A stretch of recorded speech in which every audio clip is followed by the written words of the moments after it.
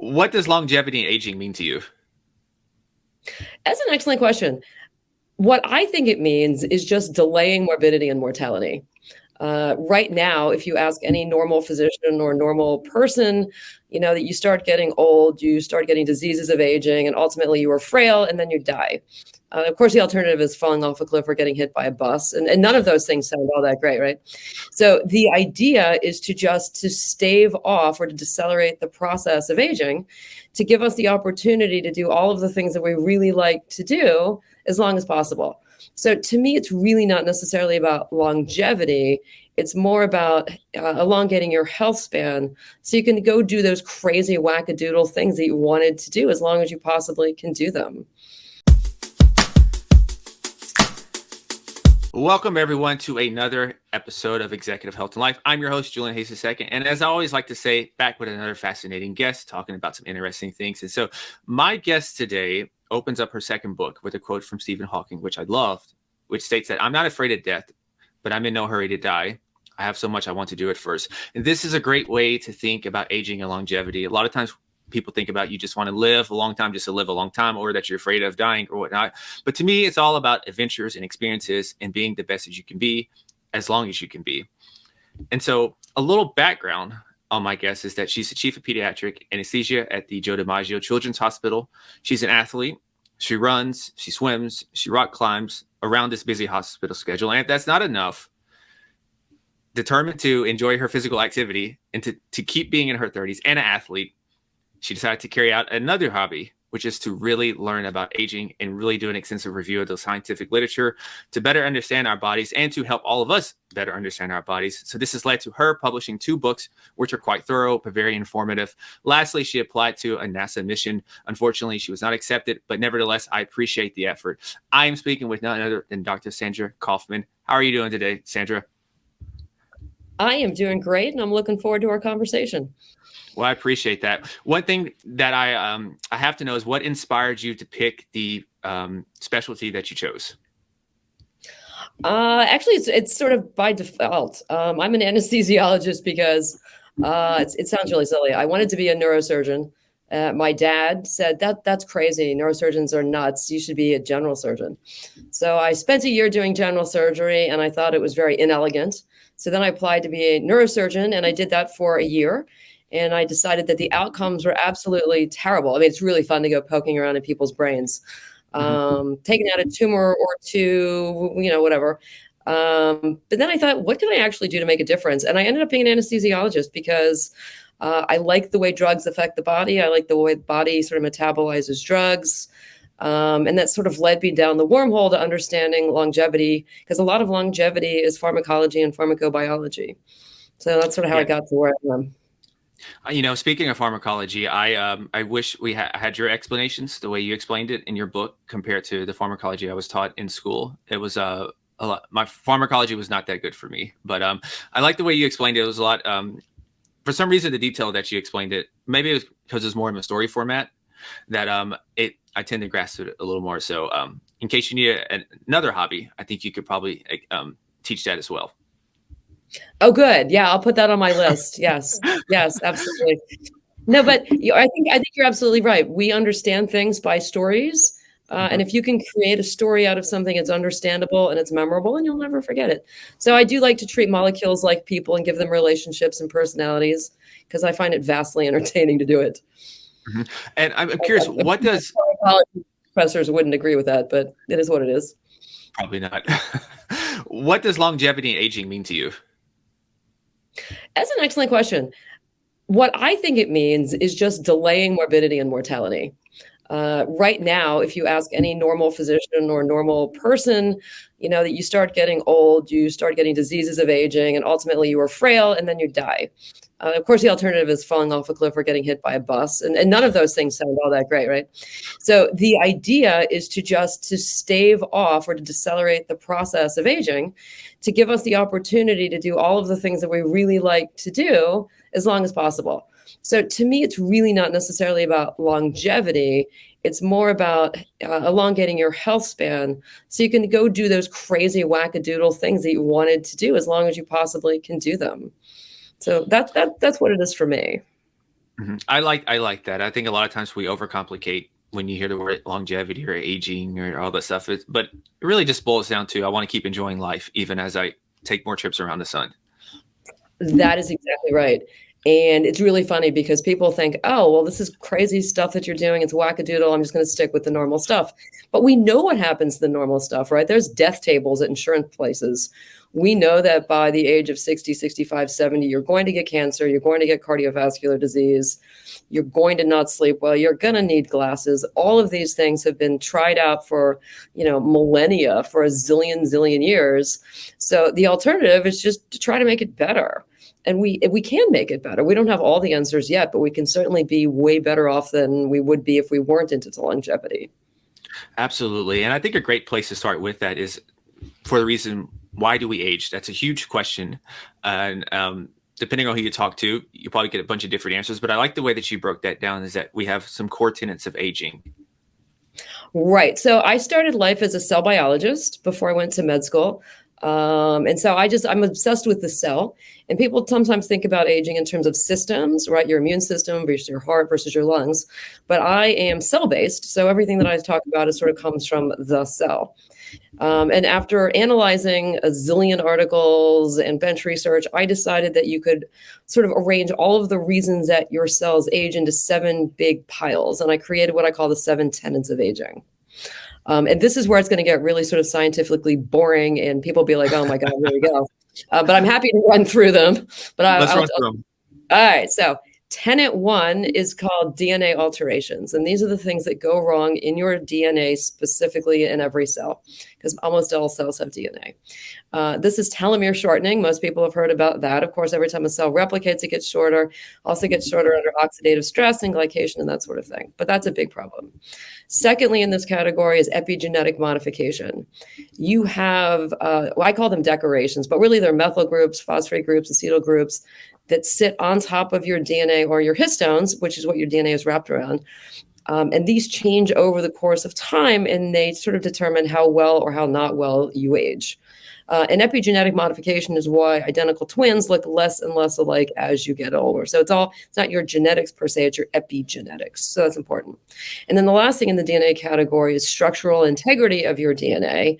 As you get older, it just changes. But the good news is we know how it changes, and so we can sort of reverse some of those changes. So that is tenet 1, right? So everyone's like going, oh my God, there's 6 more of these. Oh, this is going to be terrible. So tenet 2 has to do with your mitochondria. The mitochondria, if you guys remember from the 5th grade, it's a little organelle that makes energy. Mitochondria fail for very specific reasons. The easiest thing to sort of look at is you make energy in your mitochondria via the electron transport chain, and you need some baseline ingredients to do that with, one of which is NAD. And most people, by the time they are 40, are NAD deficient, so you don't make energy as much. Your sirtuins, you have 3 sirtuins, and we'll get to sirtuins in a little bit, but 3, 4, and 5 drive the mitochondria. Sirtuin 3 is uber important. It starts dropping by the time you're 35 to 40. If you don't activate your sirtuin 3, your mitochondria fail. So that's another mitochondrial failure problem. Also in your mitochondria, you develop what we call free radicals, because oxygen gets radicalized because of the electron distribution of the molecule. So every time you create energy, you create free radicals. Free radicals destroy your lipids, your DNA, your protein. So the more energy you use, the more damage you are sort of creating within your mitochondria. So that's a problem. Also in your mitochondria, there's fission and fusion problems, mitochondrial biogenesis problems. All in all, soup to nuts, there's probably like 6 different categories of reasons that your mitochondria bite the dust. That is tenet 2. You're like, okay. Tenet 3, I call pathways. There are probably hundreds of aging pathways. The sirtuins are the big ones. You have 7 mammalian sirtuins. 1, 6, and 7 sit in your nucleus. 3, 4, and 5 sit in your mitochondria. 2 sort of flits around your cell. And these pathways, or histone deacetylases, control all cellular homeostasis. They control if you're making free radical scavengers. They control what genes get translated and transcribed. They control your circadian rhythms. They control where your fat gets distributed as you get older. So as you do get older, in your 30s to 40s, your sirtuin levels fall, and everything goes kind of wackadoodle, and you lose cellular homeostasis. It's a huge one. Also in pathways, we talk about AMP kinase. This is an enzyme that monitors how much energy you have, and it's one of the reasons that caloric restriction diets actually are very good for longevity. As well, there's the mTOR pathway in this category, and this sort of controls it. Monitors how much energy you have and how much nutrient you have, and then it builds things. So this is sort of like the pathway of youth that should get turned off as you get older, and it doesn't, and it forces your cells to do things that it probably can't do, and end up with a variety of pathologies. That is 3. 4 is what I call quality control. This is because you have significant damage to your DNA and to your proteins as you get older. So you have very specific quality control mechanisms in place. You have 4 DNA repair mechanisms, and you have a whole system of proteostasis measures to keep your proteins intact. I also put autophagy in this category because that's sort of cellular recycling. When the quality drops, you recycle your organelles. So that's quality control. Let's see. 5 is your security system. This is your immune system that keeps you safe as you are younger. It turns on you as you get older, so you become more inflamed over the course of time. Category 6 is more of a grab bag. This is called individual cell requirements.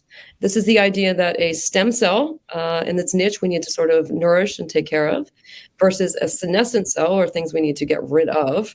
And it's also the understanding that a red cell has different requirements than a liver cell versus a brain cell. And then lastly, tenet 7, I call waste management. And this is mostly glycation issues. It's also some like lipofuscin accumulations. But glycation is a huge reason that we age. Euglycate, or sugar sort of sticks to a whole lot of things, create these structures called AGEs, which are advanced glycation end products. These coat a lot of your tissues, destroy them, as well as causing huge inflammatory issues. Anyway, so soup to nuts, those are the 7 tenets of aging. I'm sure over the course of time we will find out or determine that there are more cellular failures, but I will fit those into the 7 tenets wherever they most likely fit. Mm-hmm. So when you explain that to someone and we go over these 7 things, the first step probably is to like, wow, this is a lot. This seems very complicated. And so at step 1 for someone who maybe comes across this and they have these things and they want to start to get more into aging and longevity, what's kind of the first approach that you recommend for them? Is it to kind of find out some areas that they're weaker in than others or something? So that's an excellent question.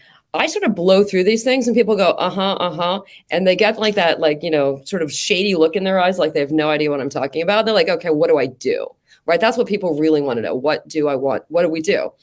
And so what I did is I created something called the Kaufmann rating system. And I took the standard, and then as the years progressed, the not so standard molecular agents, and rated them in each of the 7 tenets of aging. So now I think I've up to 50 some different agents, and they come with a 7-digit rating number, sort of like a little barcode.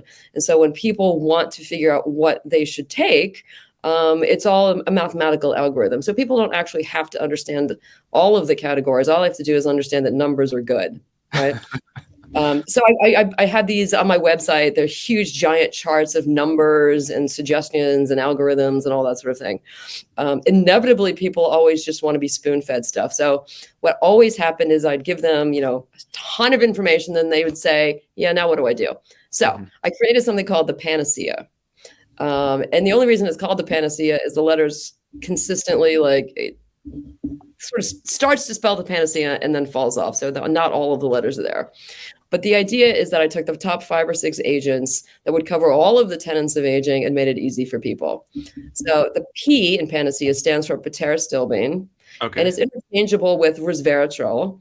And they are still beans, and they do many things in many categories. But the most important thing is that they are very, very potent sirtuin activators. And as I said before, if you don't address the sirtuin failure by the time you're in your 40s, all of your cellular homeostasis sort of goes by the wayside. So sirtuin activation is incredibly important. So that gets a P. Panacea, PA. A is astaxanthin. You need free radical scavenging. As you get older, your endogenous free radical scavenging abilities don't do as well. So you can either boost them by boosting your NRF2 factors, or you can just take regular free radical scavengers. And this is one of those. Astaxanthin is amazing, comes from algae. There's no problems with taking it. And anyone can take astaxanthin for the most part. I have a quick Okay, let's speaking of that one, which I take that it's a favorite of mine. There's two Right? Right. different yeah, I love it. I actually think I heard it from you a long time ago. Oh, okay, good. Yeah. So you were the one who started me on that, and the only thing I had to decide was the dosage to take. I took the 12, and Hmm. so anytime someone's very active, would you recommend them to take the 12? Oh yeah. Yeah. So a standard low dose is 4. I think it comes in 4s, 8s, 10s, 12s, and now there's a liposomal 24 milligram that I'm Mhm. trialing. But the more active you are and the more outside you are, the higher milligrammage you need, Oh, without a okay. doubt. Actually, okay, then I might. Yeah, so I actually might go over 12 then. Now that I think about it, then, because I'm There's outside a lot. Yeah, there's really no downside. Hmm. Um, very rare downsides to astaxanthin. Yeah, and I think it's a good epigenetic modifier of some genes I can't remember off the top of my head right now as well. I think one of them is the FOXO gene. Yeah, could be. Yeah. But Yeah, and go. it's a free radical scavenger. It activates your own endogenous things. It's an anti-inflammatory. It is just a miraculous molecule that nature has given us. Mhm. And going back to the first one, pterostilbene, with the sirtuins, um, is there any signs that that say you said around 40? So would there be any signs that maybe it's even earlier for some people? Absolutely. So big things that people generally notice are lack of sleep. Okay. Sirtuins drive circadian rhythms. So people that used to sleep 6 hours or 8 hours now are down to 6 hours. The reason that old people have the early bird specials and then they only sleep 5 hours and they're up at 3 in the morning, that's a sirtuin deficiency. Oh, okay. Hmm. When people say, I eat exactly the same thing, I exercise exactly the same, but I'm starting to get belly fat, that's a sirtuin deficiency. Hmm. A lot of times people will probably go to what something with belly fat. They'll think of something with metabolic related, right? Yeah. Hmm. But sirtuins determine all cellular homeostasis. And what's really interesting is sirtuin 3 that lives in the mitochondria determines the fuel source for your mitochondria. And it can shift between glucose, fatty acids, and ketones. So depending on the activity of your sirtuin 3, you can sort of play with what you are going to burn. And as you get older, you'll use less fatty acids, and therefore you end up with hyperlipidemia. So by sort of mucking around with your sirtuin 3s, you can change a whole lot of aspects of your metabolism. Hmm. Hmm. So general Citroen activator right there, right? So that's going to hit the 1, the 3, and the 5, and the 6. So the answer is pterostilbene and resveratrol are extremely good at 1, Hmm. and kind of okay at the others. And in fact, it's really sort of interesting. Sirtuin 1 actually deacetylates sirtuin 3 and sort of turns it on. Hmm. But over the age of 50, where I'm sitting, it's just easier to take. I take a Sirtuin 1 and a Sirtuin 3 activator. So Sirtuin 3 activators are actually my favorite are dihydromauricidin or hinokiol. Hmm. Just because I think you need the extra boost as you get older. When you are younger in your 40s, then probably Sirtuin 1 activator is just fine. And all of this also depends on how many things you're willing to swallow a day and how avidly you want to sort of go down the longevity rabbit hole. Hmm. Yeah, because I think I saw a Sirtuin 6 supplement. I think just Yeah, so that one. cyanidin is Sirtuin Hmm. 6. It lives in the chromatin of your nucleus, and it's sort of like an accessory to 1. So absolutely, as the older you get, the more specific you have to be in your activators. Hmm. Right. So that's a very good way to put it. It's a very good way to put it. Um, so I guess let's go back to the panacea. So we are at letter N. So actually, this is really important. So everyone over the age of 40 needs an NAD precursor. We become NAD deficient, and you need NAD for very specific things in your body. So number one, you need it for the electron transport chain. Without NAD, you're just not going to make the energy that you did at one point. Two, it is a necessary cofactor for your sirtuin activation. So just like we just talked about, you can activate your sirtuins as much as you possibly want. And if you're NAD deficient, nothing's going to happen. Three, you use it to repair your DNA. Everybody every day has 10 to the fourth or 10 to the fifth DNA errors per cell per day. If you do not fix them, you're going to either become senescent or you're going to get cancer. So third reason NAD is important. And the fourth reason is that it's a communication device between your nucleus and your mitochondria.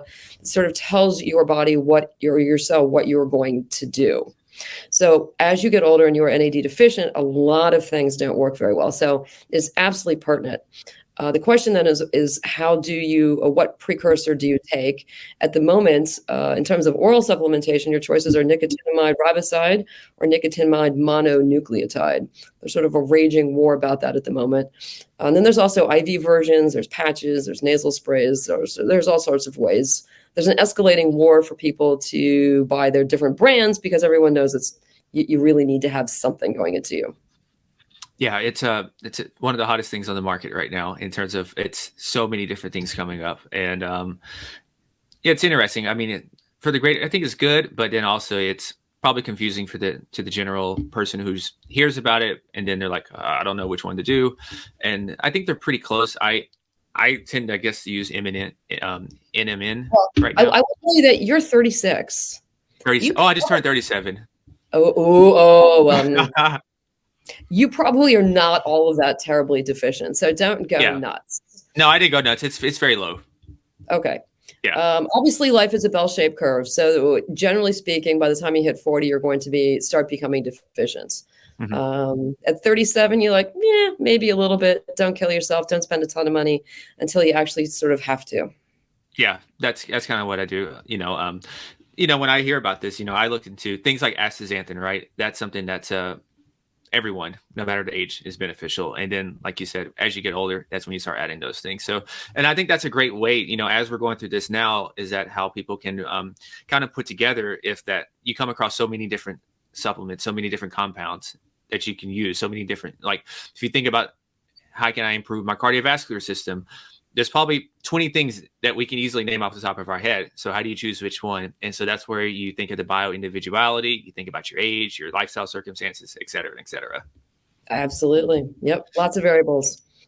So the next one is, let's see, Panacea. Is that it, right? No. So actually, this is where it gets screwed up. So now we've got two C's. Okay. So the first one is curcumin. And this is a bit misleading because everyone's like, oh, I eat turmeric, I'll be fine. Turmeric only has 1 to 3%, or even up to 5% sometimes, curcumin. But the bioavailability of straight curcumin is really terrible. So in order to truly take advantage of this molecule, you have to find something that's bioavailable. And the good news, and the reason that we're doing this is because it's one of the strongest anti-inflammatories that we have. It is just an absolutely remarkable molecule. And again, capitalism is doing us favors. There has been an escalating market of increasing bioavailable substances for like the last decade. So now you can get it in a nanomycel or a liposomal formulation. There are just so many out there. But people that say, oh, I just take turmeric, yeah, that's old fashioned and not going to cut it. How big of a difference is to forms? And because I know off the top of my memory, I don't remember which one I have. And it's a percentage, right? Some of those, it has like a percentage breakdown with the So different people, depending on the company, they advertise it differently, right? I happen to use one that's in a nanomycel. And the big advertising campaign is that it's 277 times the bioavailability of standard stuff, right? The liposomal stuff is probably maybe 100 times more bioavailable. The rest of it, kind of hard to say. The old-fashioned way is adding pepper to it because pepper decreases liver enzymes so that it sort of lasts in your body a little bit longer. But generally speaking, most of them are labeled high bioavailability, and that's what you're looking for in the label. Okay. So that C is out of the way. So the next letter? Second C is carnosine. Okay. Carnosine is a dipeptide. It's naturally occurring in our bodies. And the reason that it is part of the panacea, because it's one of the strongest transglycosylating agents that we have. And what that means is when glucose decides to stick to a protein and form an AGE, the first half of the process is reversible. The second half of the process is not reversible. So if you introduce an agent that's more attractive to a glucose molecule, the glucose will jump off whatever it was going to destroy, hit the carnosine, and then you will excrete it out and you lose some glucose. So transglycosylation is absolutely pertinent. One of the practical ways that we know this works is as you get older, people tend to need reading glasses, right? It's presbyopia. People can't move their lenses because they get glycosylated and they get, it's oxidative stress and the like. So you can actually get carnosine eye drops as you get older. And it prevents or even reverse some aspects of presbyopia because it's a transglycosylating agent. It's kind of cool. So, and I hear about this. What about, is this comparable to berberine? Would you? No. Okay. So berberine is a hypoglycemic agent, right? It's actually extremely similar to metformin. And what people tend to do now, studies have shown that you split your dose of metformin. So you take 500 metformin, 500 of berberine. It's an AMP kinase activator. It lowers your blood glucose. It changes your gut microbiota. It does a variety of things. It is not, however, a transglycosylating agent. Okay. So someone who's really, if that's a focal area, like the metabolic component, combining those two things would be an ideal solution. Absolutely. So what I've also done is if you look at the 7 tenets, you can identify what diseases correlate to which tenets. So for example, if you are thinking about, if you are diabetic or pre-diabetic, or you're worried about it, and let's say you had gestational diabetes or something, you want to focus all of your strengths on tenet 7. And there are probably 7, 8, 9 really good ways of overcoming glucose. Some people just don't eat it. Like, kudos to them. I am a self-confessed junk food junkie. I eat a lot of glucose all the time, but I also take 17 different things to block or get rid of extra glucose in my body. So there's many ways to skin a cat. But you're absolutely right. If these are issues that you have, you focus on that particular tenet to sort of, maximize strategies. I like that philosophy. Instead of, a lot of times people say, just, fight your weaknesses or whatever. And you just don't worry about that. You take your strengths, and it becomes a moot point. Yeah. Part of, everyone has a different philosophy, and clearly people are going to agree with me or disagree with me. You can either make your life blooming miserable and give up everything that you think is fun for longevity, or you can just go, this is what I'm going to do. How do I overcome it? Many ways to skin a cat. So for example, I always have wars with people that like to do like the cold plunge. Right. And I understand that it's good for you. It activates a variety of like shock proteins and, it does a lot of good things. It just looks blooming miserable. I would never jump into an ice bath. That just sounds terrible, right? There are other ways to do exactly the same damn thing. So pick your poison. You don't have to do everything that's perfect. Yeah. Absolutely. I agree with that. It's and I think sometimes that's the barrier that people think. I know with my family, because I'm one of them, I live quite differently than a lot of my family. And so at times at the beginning, it looked intimidating because they're like, I don't want to do all this exercising. I don't want to eat the same, or a lot of the same things that you eat and take the compounds and supplements that you take. I was like, you don't have to do that. It's very different. But I like that philosophy also, because I think about that with exercise. So like, maybe I have to overcome a few more free radicals and a little more inflammation, pay a little more attention to that if I'm going to be training excessively. But I enjoy it, and it's easier to stick with the process than just, trying to avoid every little thing. Part of this whole thing is to become more resilient. Yeah. It's basically to make your life what you want it to be. Right. Like I'm an exercise junkie too. I absolutely love it. And I know that I'm going to cause massive inflammatory aspects in my body. That's okay. Right. I'm on 17 anti-inflammatories. It's totally okay. Right. You let the damage hit, you hypertrophy your muscles, you feed them. There's the big war of, do you take your branched chain amino acids, or do you take rapamycin? Like, what do you want to do with like your mTOR pathways? Well, there's a lot of these kind of crazy choices that you make to fit your lifestyle. Yeah. When I hear mTOR and rapamycin, that's an immune system depleter, right? Doesn't it? So the answer is yes. So rapamycin absolutely is an immunosuppressant. In the real world, in the world of Doctorville, we give it to people for kidney transplants. They put it in stents so that you don't become fibrotic. It is a big, powerful drug.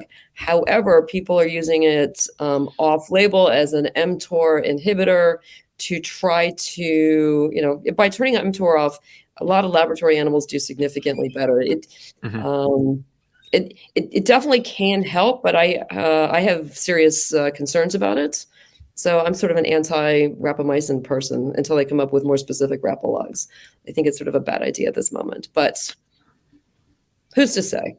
Yeah, that's pretty much, yeah. I had a few people ask me opinions on it. That said, for me, I don't, I mean, even if I was in that reach, I'll pass on it. I'm sure it's benefiting something, but I don't know. So I just have a question mark right now. We'll see. Yeah, I think that by the time, well, it'll be a while for you. I think in the 70s, 80s, small doses are going to prove to be beneficial. Mhm.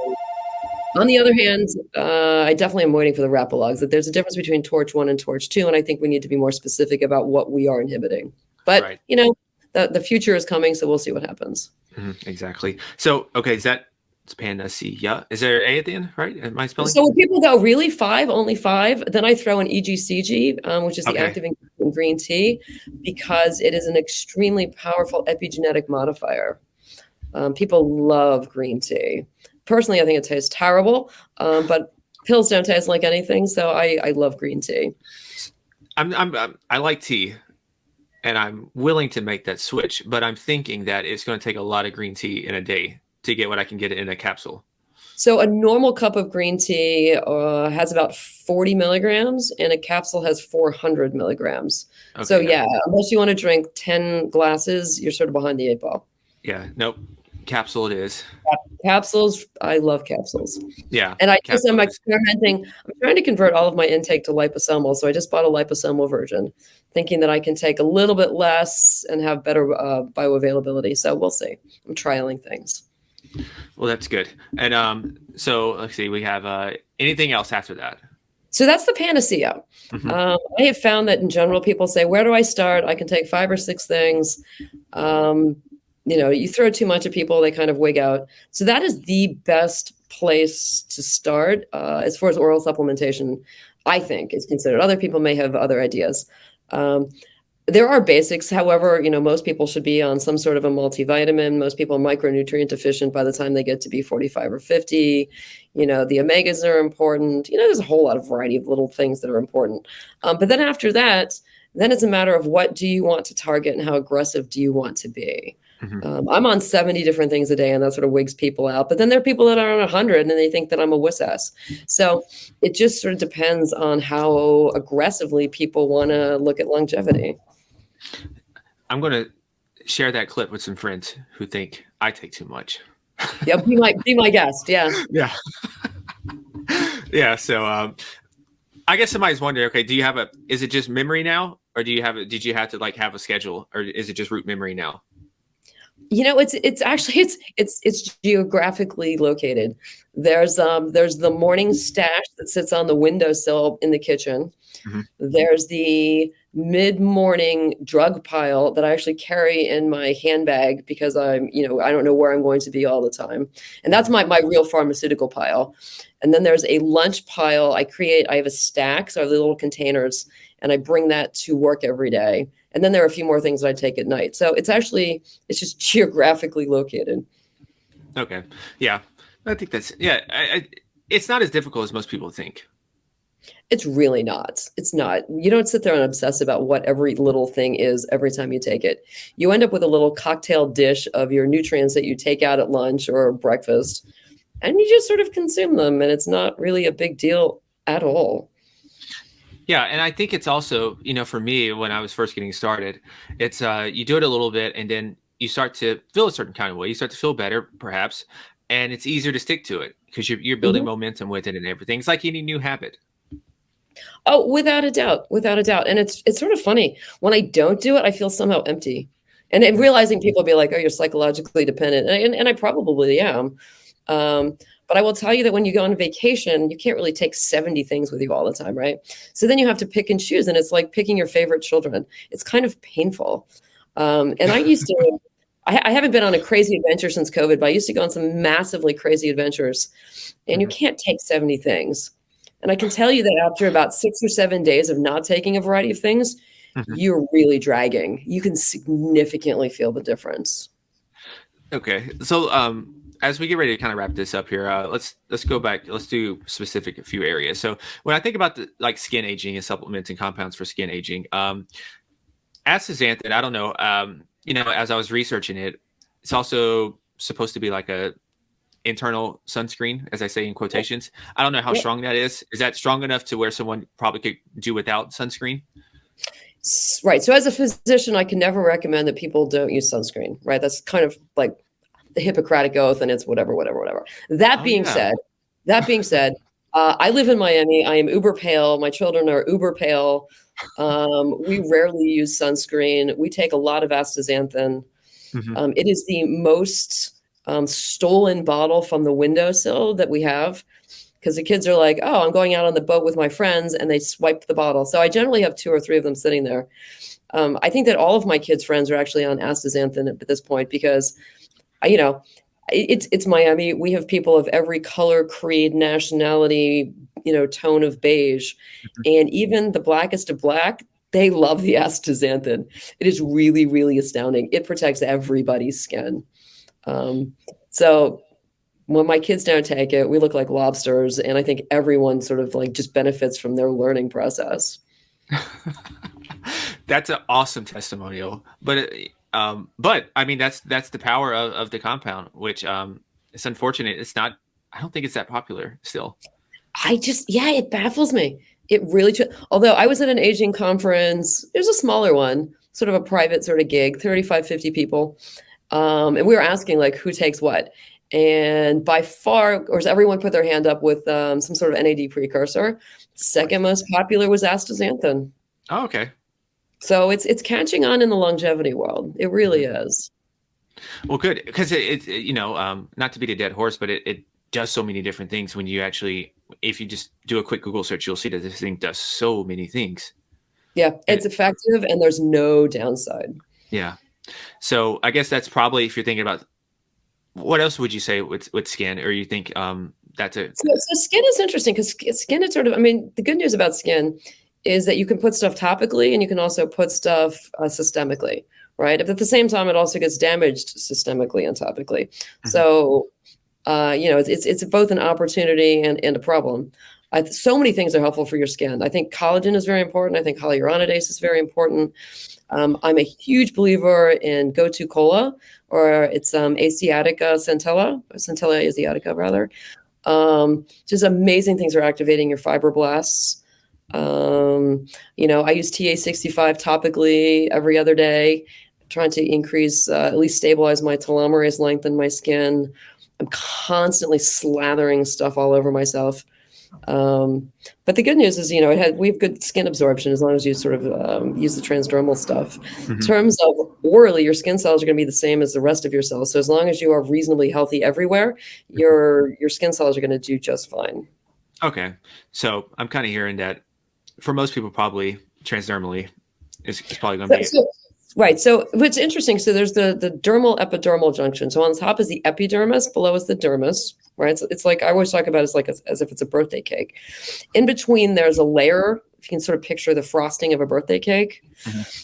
When you are young, it's very vacillatory. Like if you were to peel it apart, it would look like egg crate, right? Lots of surface area. As you get older, it sort of flattens, so the surface area is less. So as you get older, topical stuff is not going to be as useful as when you're younger, unfortunately, because that's when you need it. But that's just the way it works. So the older you get, the more you need to do things sort of systemically. Makes sense. Body's not as efficient then as it's getting older. Yeah. So, well, that's just the way it is, unfortunately. It is what it is. That being said, the skin is always, it's tiered approach, topical and systemic. Yeah. And so, one of the last things, as we, you had a bunch of different compounds and solutions highlighted in the second book. What are maybe 2 to 3 that stick out to you the most? I know maybe it's like picking kids, but if you had to pick, what are some of your... Right? So I guess my top 3 favorites of book 2 have to be spermidine, magnesium threonate, and fisetin. Okay. Just amazing compounds, truly amazing compounds. So when I hear, fisetin and quercetin, they're both in the senolytic family, right? Mhm. Yep. Um, could they be interchangeable, or is there something different about fisetin that makes it stand out over quercetin? I like fisetin better than quercetin. I think they've never had a head-to-head that I know about. I think Okay. that quercetin's probably slightly better at mast cell stabilization, but I think fisetin is better at other things. Okay. In terms of the senolytics, all the studies have been done for the most part on quercetin. Fisetin will be catching up. Overall, however, I think that fisetin does just so many things in so many good categories.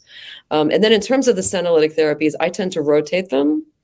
So I'll do a high dose quercetin, a high dose fisetin, combine it with the dasatinib, because that's what we're all used to seeing. And then I'll also go, some of the antibiotics will do it as well, some of the erythromycin derivatives.